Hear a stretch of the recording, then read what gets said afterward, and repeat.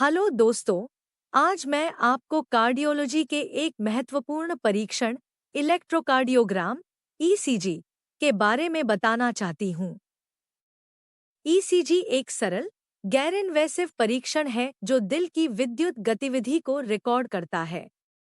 यह एक महत्वपूर्ण परीक्षण है जो हमें यह समझने में मदद करता है कि दिल कैसे काम कर रहा है, और यह परीक्षण कई हृदय रोगों की पहचान कर सकता है।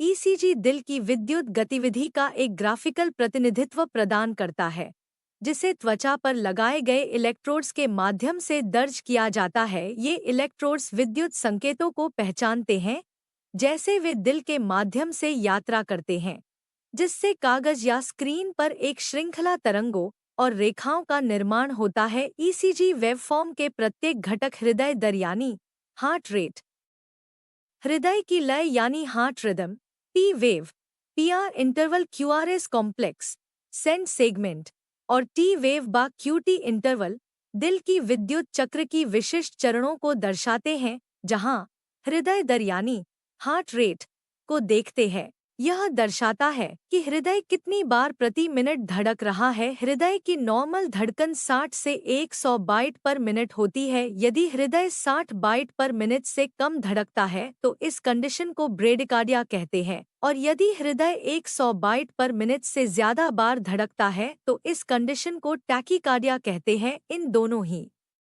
कंडीशन में मरीज को हृदय संबंधित परेशानी हो सकती है। दूसरा महत्वपूर्ण बिंदु हृदय की लय यानी हार्ट रिदम। यह हृदय की धड़कन की नियमितता को दिखाता है।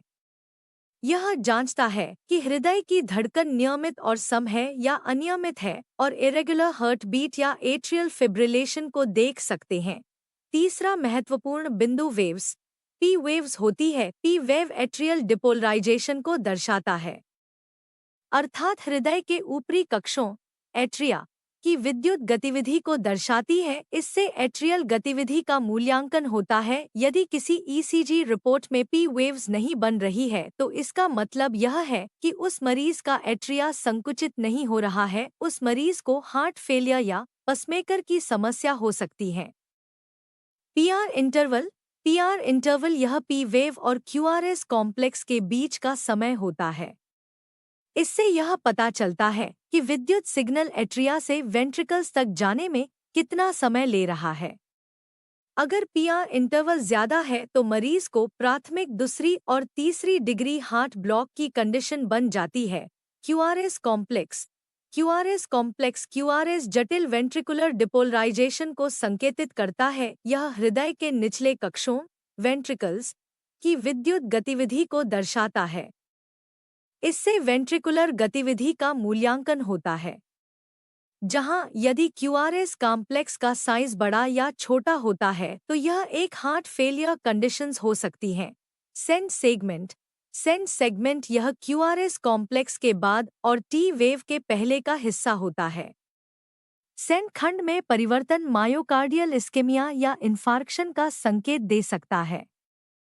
टी वेव वेंट्रिकुलर रिपोलराइजेशन को दर्शाता है, अर्थात हृदय के वेंट्रिकल्स की पुनर्प्राप्ति रिपोलराइजेशन को दर्शाती है। टी वेव में असामान्यताएं जैसे कि इन्वर्शन या फ्लैटनेस, इलेक्ट्रोलाइट असंतुलन या इस्केमिया का संकेत हो सकती हैं। क्यूटी इंटरवल यह क्यूआरएस कॉम्प्लेक्स की शुरुआत से टी वेव के अंत तक का समय होता है। इससे वेंट्रिकुलर गतिविधि की कुल अवधि का मूल्यांकन होता है। आकृति और आकार, शेप एंड साइज ईसीजी की विभिन्न वेव्स और इंटरवल्स की आकृति और आकार का भी विश्लेषण किया जाता है। इन वेव्स और इंटरवल्स का विश्लेषण करके हम हृदय की धड़कन, हृदय की दर और हृदय की संरचना में अनियमितताएं पहचान सकते हैं। ईसीजीज आपातकालीन परिस्थिति में होने वाली अनिवार्य जांच है, जिससे डॉक्टर को हृदय आघात, अनियमित धड़कनों और अन्य हृदय संबंधी रोगों का त्वरित निदान करने में सहायता मिलती है। वे नियमित जांचों में भी अत्यंत महत्वपूर्ण होते हैं, जो समय के साथ हृदय स्वास्थ्य की निगरानी करने में मदद करते हैं और उपचार निर्णयों को मार्गदर्शन करते हैं। एक ईसीजी रिपोर्ट को समझना में ज्ञान और अनुभव की आवश्यकता है। यह केवल संख्याओं और तरंगों को पढ़ने के बारे में नहीं है, यह उन्हें रोगी के लक्षणों, चिकित्सा इतिहास और अन्य निदान निष्कर्षों के संदर्भ में व्याख्या करने के बारे में है।